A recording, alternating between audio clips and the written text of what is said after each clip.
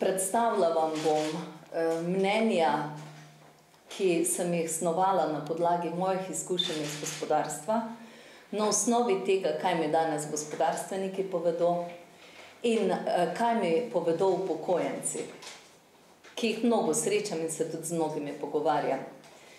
In najprej, zakaj proti zakonu, ki tako utesnjuje medsosedsko pomoč? Temu pravimo, da tako rekoč razvrednoti to vrednoto sosed sosedu.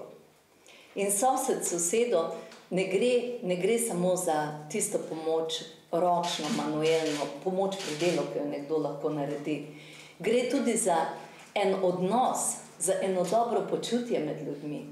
Gre za ta občutek varnosti, ki ga imaš, če si s sosedom na dobri relaciji.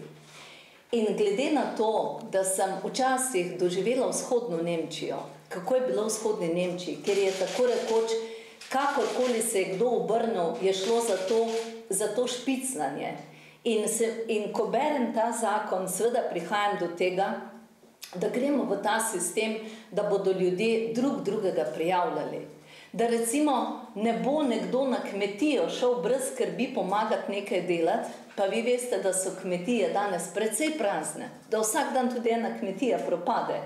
In da bo še tisti, ki gre kaj pomagati, imel občutek, ali pomaga skladno z tem, kar tu noter piše, kaj lahko dela, seno grabi, ali bo seveda delal kaj takega, kar si mora ugledati, da je že gre za pomoč, kjer mora biti on registriran, kjer mora biti skladno s tem, kaj z davkom pri tem in tako naprej.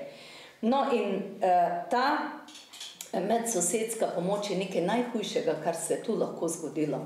Sicer delo na črno je tisto, ki ga je jasno potrebno omejevati, ampak ga je moč omejevati tudi po starem zakonu. In povem, da ko sem bila direktorica podjetja, so inšpektori hodili v firme, ki so bile urejene. Tja, tam, kjer se je pa daleč naokrog vedelo, da se dela na črno, pa seveda ni bilo dokumentov lepo zloženih, mi smo jih imeli že zato, ker smo bili tudi ena izmed nagrajenih podjetij iz strani vlade, glede na evropski model poslovne odličnosti. Torej, tam, kjer pa tega ni bilo slišati inšpektorjev. In že po starem zakonu, če bi hoteli in če bi imeli resno voljo omejevati delo na črno, bi bilo to seveda moč narediti bolje, kot danes je. Tako pa gremo zdaj na mikronivo, gremo na vso populacijo, gremo na ta odnos soseda napram sosedu, ne rešujemo pa tistega, kar bi pravzaprav morali reševati, implementacija zakonodaje tudi skozi dober nadzor, ki ga dobesedno ni.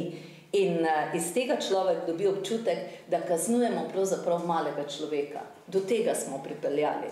In zato je to, kar je ena velika anomalija v tem zakonu in takšne dikcije v Sloveniji.